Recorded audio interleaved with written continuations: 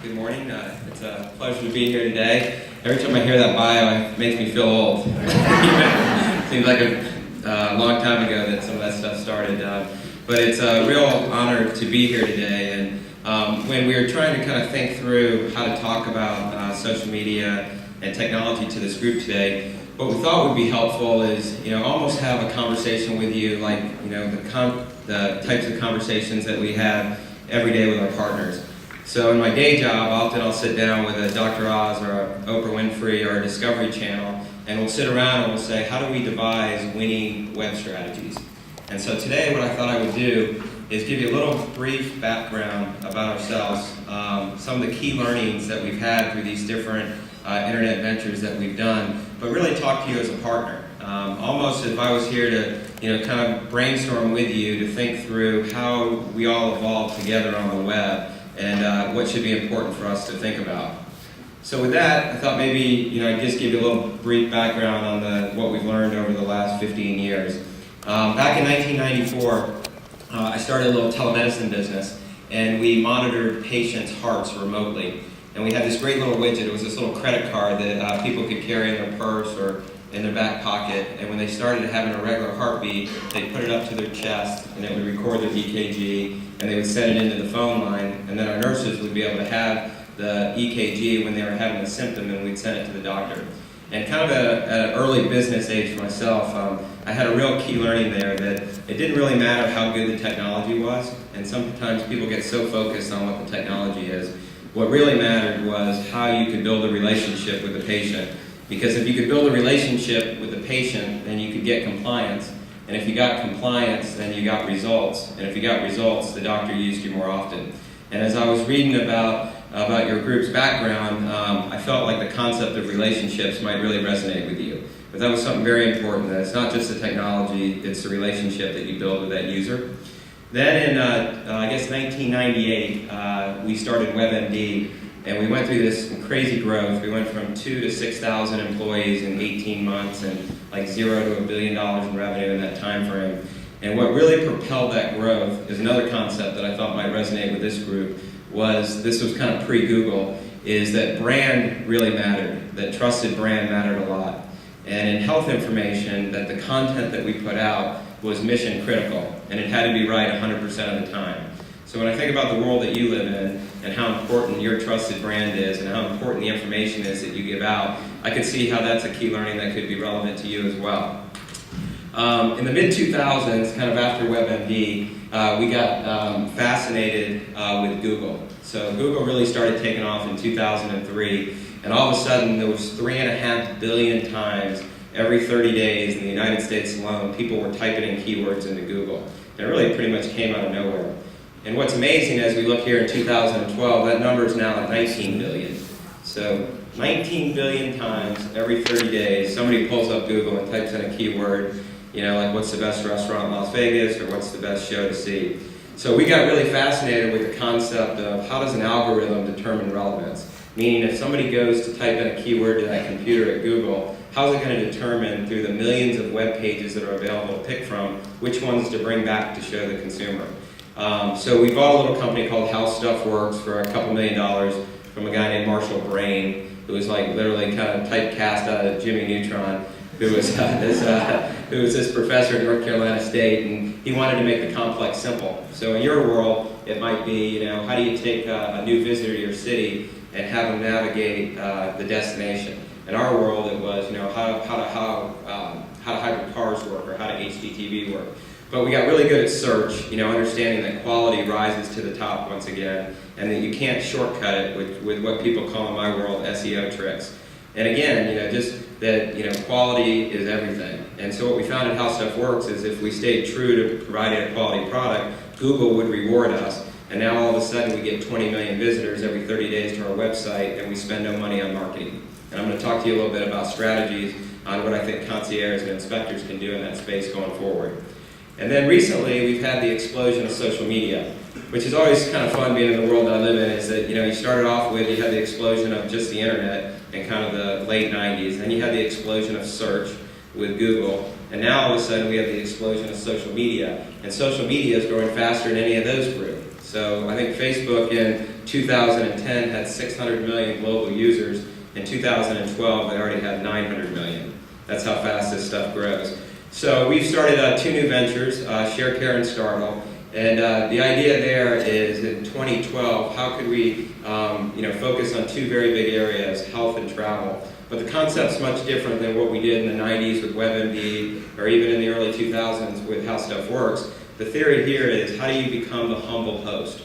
These are the types of web properties that are really starting to take off on the web, kind of led by Facebook and Twitter and others.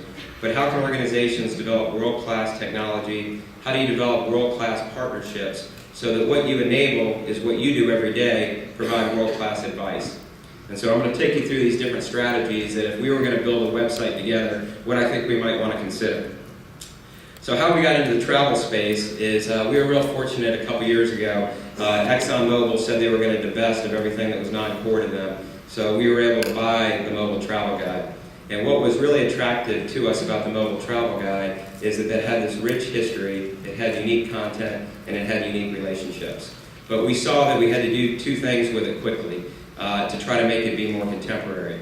So the first thing we did is we launched a consulting division because we thought it was important that we could get closer to our clients.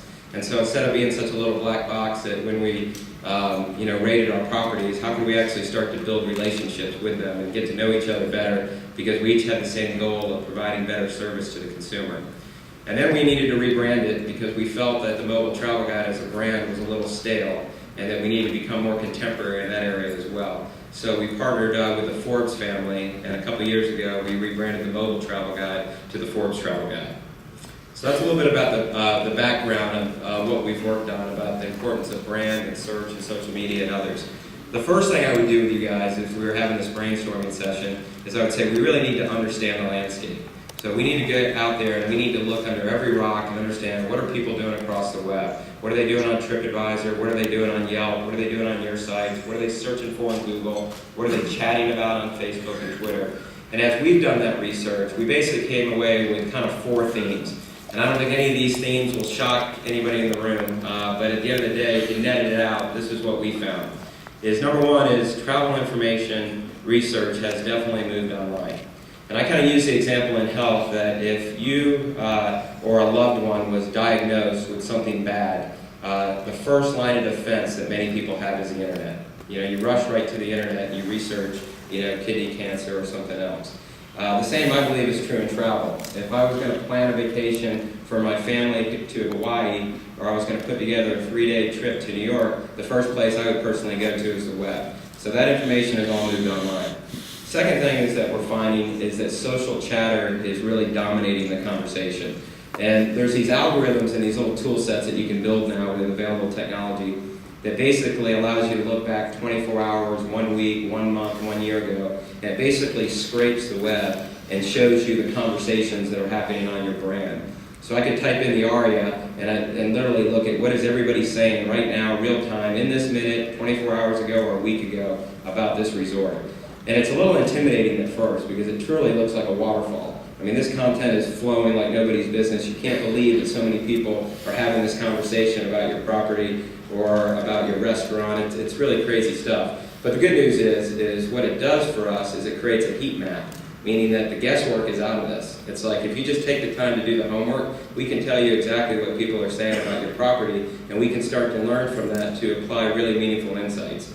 And then lastly, the travel expert's voice is being challenged. So whether it's our inspector or it's you, the concierge, the TripAdvisors of the world and the Yelps of the world are amazing, wonderful platforms, but it's hard to differentiate in those platforms of what's the biased voice and what's the unbiased voice, and what's the trusted information and what's the non-trusted information. And because of these trends, what we believe is happening out there is it's a little bit of chaos. And at the end of the day, the consumer is really confused and not exactly sure where to turn to or who to trust. Now the good news is we think that creates a really amazing opportunity. And so when we started thinking about today's presentation and we thought about the Forbes Travel Guide and the Like Play Door, what we quickly realized is that we're almost birds of a similar feather, right? So if you take the concierge and you take the inspector, we're birds of the same feather. We're both these time honored, trusted resources. And so if you look at the Forbes Travel Guide, for 54 years, we've worked really hard to become this leading authority on hotels, restaurants, and spas. We review over 3,500 properties a year. We have over 500 service and facility standards. But even though we review these 3,500 properties, we hold only 59 to a 5-star hotel level, 25 5-star restaurants, and 31 5-star spas. And really hope, for years to come that trust will remain as we expand these ratings globally. And if you look at your organization in a very similar light, you have this 83-year rich history. You're a trusted advisor committed to guaranteeing guest satisfaction. And my favorite, your motto, in service through friendship, which ultimately at the end of the day, when I end, that's going to be the theme of this whole presentation. In service through friendship. What is Facebook? What is Twitter? It's friendships. It's conversations online. That's what your motto is. That's what you're all about, is service through friendships. You were born in your DNA to embrace social media.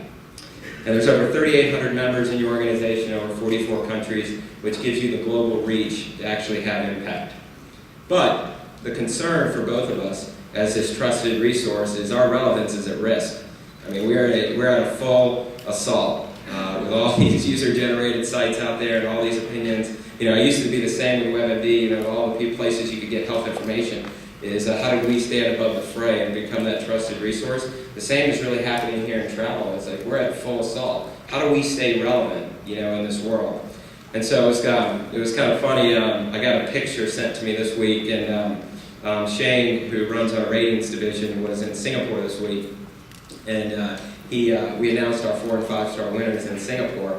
And it was in the middle of putting together this presentation and thinking about, in this winning strategy, how are we going to go from potentially being irrelevant to dominating the conversation? But I thought this picture hit it home the most of the risk of us becoming irrelevant, as this gentleman decided to take a nap on our plaques in Singapore. So as we were laying out our plaques for the 4 and 5-star winners, this guy thought he'd just go ahead and take a nap on them. But that's okay. We got him on, and everybody got him presented, and it all worked out. So how do we now make this transition and think about this together, that we're birds of this same feather. We're an inspector, you're a concierge. We both want to be really relevant. We want to have winning strategies. We want to have impact, and we want to be at the center of the conversation. So to do that, what we made the decision to do is not just become contemporary because we changed our name from the Mobile Travel Guide to the Forbes Travel Guide, and not just dip our toe in the water, but say we're going to go all in. And I'm going to talk to you about some of the decisions we've made to go all in. But the big thought is how do we contemporize the star ratings for the industry? And for your world, it would be how do you contemporize the rings? Secondly is how do you provide objectable, credible, and authoritative insights by the FTG inspector? For you, it would be how do I provide objectable, credible, and authoritative insights by the concierge? And ultimately what we're trying to do is we're trying to enable authentic conversations on the web. Because at the end of the day, no matter what anybody tells you about social media and all the stats they throw at you, it's all about conversations. And how do you have that authoritative conversation so that you can give valuable advice? And I'm sure that's very near and dear to your heart because you do it every day. But how do we do it on the web, and how do we activate it and scale globally? So what I thought we'd walk through is these kind of 5-star insights about how do you devise strategies to go after this, right? How do we become relevant? How do we dominate the conversation? How does the concierge become the first line of defense on the web? So for us, it kind of starts with insights. And so what we mean by insights is the first thing that you have to do when you start to think through a web strategy, if I was you, is outside of really understanding the space that you're in, is that you have to come up with these ready, aim, fire approaches. So many people just jump right into web strategies with content and they haven't really thought it out well. And so it's just a bunch of conversations that doesn't lead to an end. And so the way that we approach insights is we think about it first and how do we architect insights. So we start off in our business with what's called taxonomies. And what a taxonomy is basically organizing all the knowledge around a vertical. So for health, for example, you would take something like cancer and you would say, okay, well, if I'm going to canvas that topic, I need to understand what the symptoms of cancer are, what the tests of cancer are, what the medications for cancer are, what's it like to live with cancer.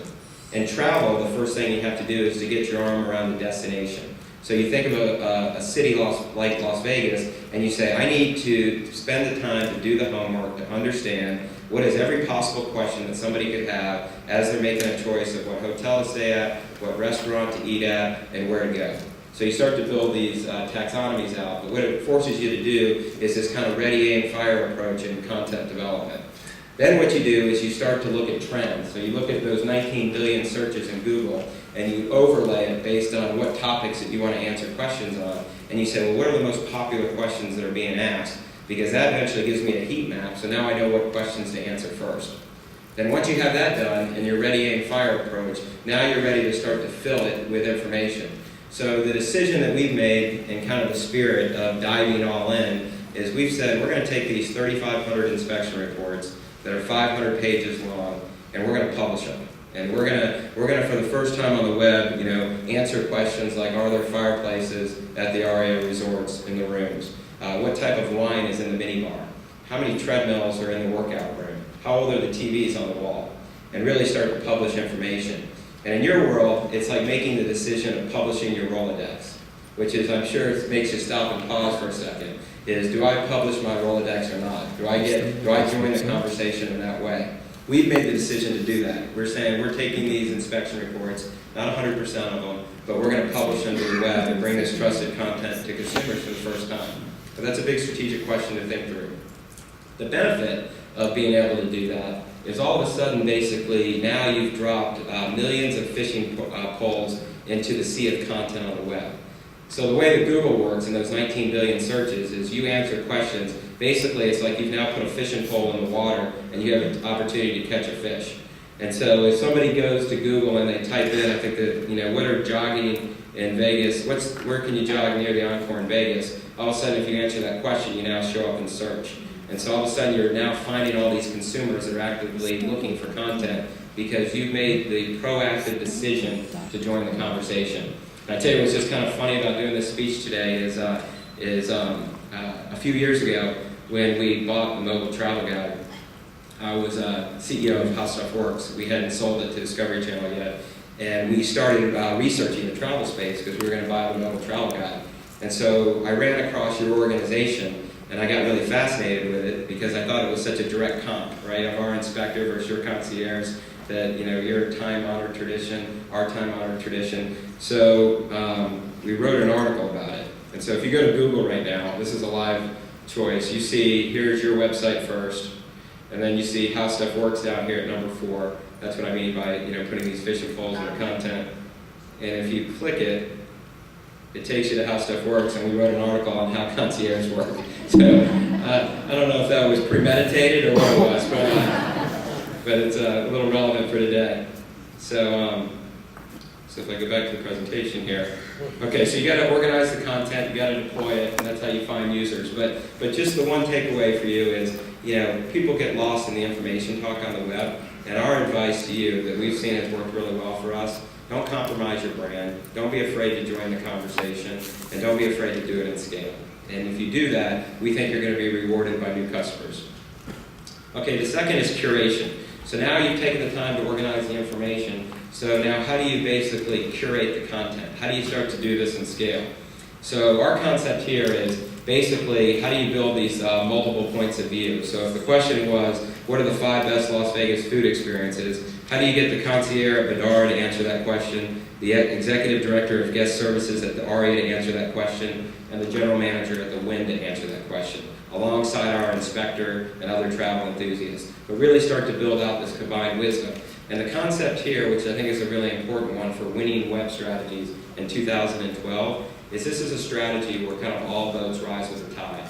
And that's been a real fundamental change on the web in the last few years. It used to always be about my site, or about my destination, or about my insights. But what we're finding through all these enabling technologies is what's really important is to be able to share. And if you put together, you curate a country club of experts, and everybody shares that information together, all boats rise with the tide, and everybody benefits through that. So the way you go about putting together multiple points of view is you have a very targeted attack to the industry. So for us, what we did with our inspection reports is we said, okay, we're making these inspection reports public to the world. The first thing we did is we went to our 5-star properties, and 90% of them agreed to participate. They said, if you're going to do that, and you're going to publish information about our properties on the web, about what wines are in the minibar, and what the linen count is on the sheets, and how many points of light are in the bathroom, then we want to be part of that conversation. So we had 90% of the 5-star properties say we're in. Then what we started to do is to figure out, okay, now that you're in, and that we're going to try to build this trusted health resource on the web, is how do we activate the experts that matter the most? Well, to not your surprise, obviously, the first place we wanted to go to was the concierge. And so we thought the inspector and the concierge would be a really powerful 1-2 punch. By getting these concierges to answer questions too alongside our inspectors, that it would be great for the consumer. And I bet you if I come back here in 3 years from now, when there's tens of thousands of experts on this platform, that the most read answers and the people that have the most friends, and remember your motto, service through friendships, are going to be the concierge and the inspector. Because at the end of the day, it's already got those trusted brands and it has that relevant content that's going to be very meaningful to consumers as they begin to figure out ways to access this information that they never had access before. The next is the restaurant and spas. What else we've learned is not only does the concierge desk have a powerful point of view, but the walls of these resorts and hotels are filled with interesting perspectives. And so how do you activate the entire collective IQ inside one particular destination or one particular resort? So for example, my wife would love to have access to the spa director at Aria. I would love to have access to the sommelier. And my business partner would love to have access to the food and beverage director as they think about ways to plan meetings. But once again, it's unlocking the collective IQ that exists in the organization that you go to work to every day, which today is being completely left out of the conversation. It's being dominated by people who may or may not have stayed at your resorts. And then tastemakers is another really important piece, is in the spirit of kind of all boats rise with the tide, even though we are a star rating system, we realize that to cut through the clutter, we too need to be star driven. And so what we've been doing is accessing these various tastemakers in the world. And what we do is when we bring somebody like a Thomas Keller into the program as a tastemaker, we don't really care where Thomas Keller eats in Napa Valley. What we're interested in is where does Thomas Keller eat when he's in Paris? Or where does Ivanka Trump stay when she's in Beverly Hills or Los Angeles? And then the reason we partnered with Forbes is they're one of the leaders in list. So like the Forbes billionaire list or the Forbes most influential people in Hollywood's list. And so what we're starting to do is publish our tastemakers list. And so it's really fascinating content. And the other thing I think is important in our world together, in the spirit of trying to create these 5-star experiences and to think through winning web strategies, is the visuals are going to be hugely important. So just like how stunning this resort is that we're staying in here, the web's going to be no different moving forward, especially as broadband continues to increase and the proliferation of tablets like the iPad. This has to be extremely rich in images, extremely rich in videos. That's going to be really important in your world as you give your visitors advice on what to do. You need to visually inspire them. And so I thought I'd put together a little montage of, we've taken this crew from that we use the Discovery Channel. We've been interviewing all these tastemakers just to show you guys how potentially this becomes snackable content that you can basically pick and send to your people that you're giving advice to. I'll get that in a second. And then this last point, curating the multiple points of view is for Forbes. We're bringing in inspectors in from around the world because you guys realized this early on, is that you need to be a global organization. So now we've started to rate China and we're bringing out journalists from all over the world, but our hopes are to expand the 5-star rating system globally over the next 2 years. And so I'm going to play a little video for you of how collective IQ comes to life in a video. But what I thought here, just because I took a shot at myself with the guy sleeping on the plaques in Singapore, I thought I'd put a little shot in here from the movie Tower Heist where our plaques were a little bit more relevant. But I'm not going to play the movie. So here's a collective IQ in video.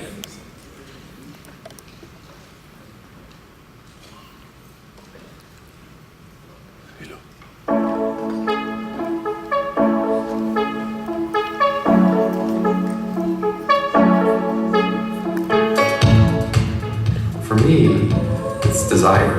It's about that desire that continues to burn inside of you, that drives you for that excellence. And when passion comes, it enhances that desire. And when you have both of them working, it's extraordinary. And I've even seen the best, and I've gone back to the best, and I've seen how they've stopped paying attention to detail. And that's the thing that I do not ever want to happen. And that's why I travel to my resorts, and if I see a piece of paper on the floor or a spot on the rug, they say, "How did you see that?" I can spot everything. The leader is not necessarily the most or the strongest dog. It's the most sensitive dog. Creativity can come in many forms. I may get a history book on the early 1800s America, and I see that was an oyster ketchup. And that oyster ketchup may be a moment of why not we start doing sauces with oysters. Every day we open wine and taste wine with our staff. We go through the sight, we go through the smell, we go through the taste. Someone who, if they make it big in their career, they would walk away knowing wine and understanding wine and understanding food and understanding how they go together. These are the things that we're focusing on with our staff. And so you try to make that fun. You try to keep everybody involved. And I think that culture will translate to the customer experience. We have the highest award from Forbes. We've always had the highest award for mobile. Trump International, since it's opened, has been consistently ranked one of the best hotels in the world because of the physical qualities of the property, the location, the architecture, and of course the service.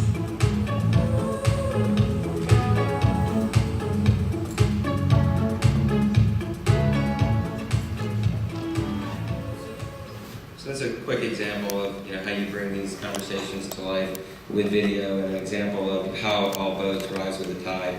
And how as an organization or as an inspector do we grab back hold of the conversation that we're quickly losing on the web? And I think it's these strategies of everybody working together with a common goal on behalf of the consumer to basically demonstrate to them how much we actually do know about hospitality, that we'll be able to deliver the same value you give to that consumer at your desk on the web. So to do that, not only do you have to architect the content in this ready, aim, fire approach, and not only do you have to, as the humble host, be this curator of all these multiple points of view, but then you have to drive engagement, which is another key, kind of trend.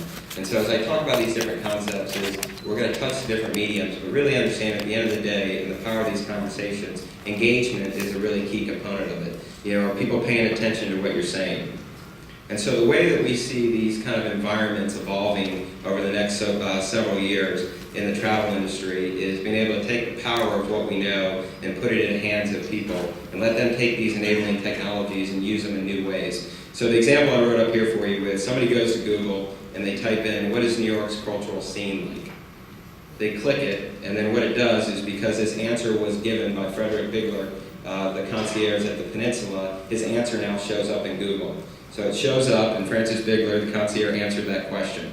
So the consumer's looking at this, and then they say, I really like that point of view from that particular concierge. I now want to follow or friend them. Remember, service through friendship. You just gave that person a service by answering their question on what the cultural scene in New York was. He's now going to return that favor by making you a friend, and he's going to follow you.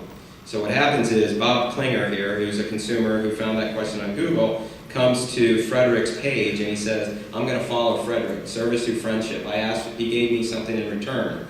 Now what happens using the enabling technology is now Bob and Frederick have a one-to-one dialogue. And so now what happens is Bob Klinger goes to his little private messaging and sends a private message to Frederick that says, what special amenities do the room at the Peninsula in New York have to offer? And he clicks send, and then that drops into Frederick's inbox, in which he answers it. We've got a relaxing pool. It's quite easy with amenities, including coffee, tea, lemon water, reading material, etc. And now all of a sudden that one-to-one service through friendship was activated. And what you've done is you basically have become the concierge for Google. Which in alone, you could just stop and pause for a second right there. It's like you're now the concierge for Google. There's 19 billion searches per month. And what's really interesting about search is it's not the demographic of search is what you're focused on, it's the psychographic. Who cares if Bob was a male or a female? Bob had the intent to learn about the cultural scene of New York. And we could pre-qualify Bob in many different ways to see, is that a potential good friendship through service for you, or is it a good guest for your resort? But that's kind of a way that we see these things being activated. And then lastly here is on reach. So if I architect the content, if I curate the content, if I socially enable the content, now how does the concierge basically be at the heart of the conversation? You've made the decision to join the conversation, now you're at the heart of the conversation. And what we're finding in 2012 is kind of the idea of the destination site is very much changing. So this concept of I'm just going to have this one site and people are going to come to me and it's going to work that way, like it has at WebMD, like it did at How Stuff Works. Now in the social world is you need to really go where the consumer is at as well. But the trick here is that you want to create your insights one time and then you want to publish it in multiple places so that you can get multiple maximum impact on reach. So I put a few in here, highlights, just to get you thinking about this as you start to think about how do I become the concierge to the world digitally. So one is, Todd Nelson has answered all these various questions about Chicago. So the first place that is an outlet for that is at Forbes. And if I could actually, if I went to Forbes.com right now, let's see if that's active. Yeah, it's not active. But anyways, if I would take you to Forbes.com right now, actually Todd Nelson is featured on Forbes.com right now, talking about tips for travelers to Chicago. Second thing you would do with Todd is any videos that might have been curated would be posted on YouTube because you want to put the videos out there to find new people.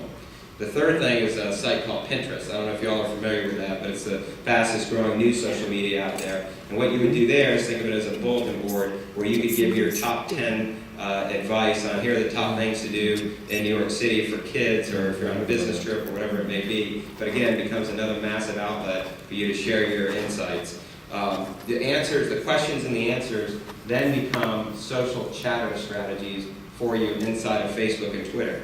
So what a lot of corporations are finding now, big companies and celebrities alike, is they run out of things to talk about on Facebook and Twitter. So here, as you built that little collective IQ for yourself and you published it on Forbes and on YouTube and Pinterest, now you've got strategies of what to post on Facebook and you have strategies of what to post on Twitter. And then the next big theme that we think is going to emerge in your world is how do brands that we might have once thought of as advertisers basically become media partners.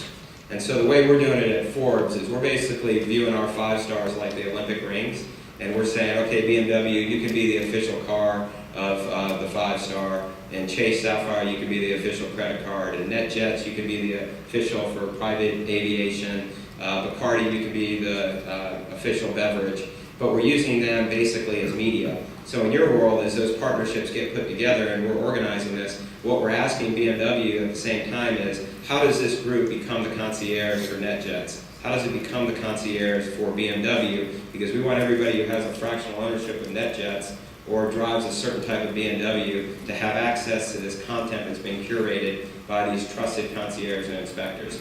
But we think that's going to be a really big theme going forward is, it kind of started with American Idol, with like Coke and Ford and other brands kind of integrated into the show. And we think brands will become media partners for strategies like this going forward.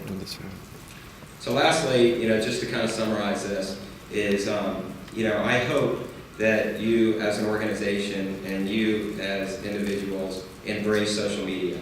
I'm sure many of you already have, but it's so important because the landscape is so cluttered right now. People just don't know where to go, or they don't know who to trust, and your information and your insights could really up the level of quality on the web.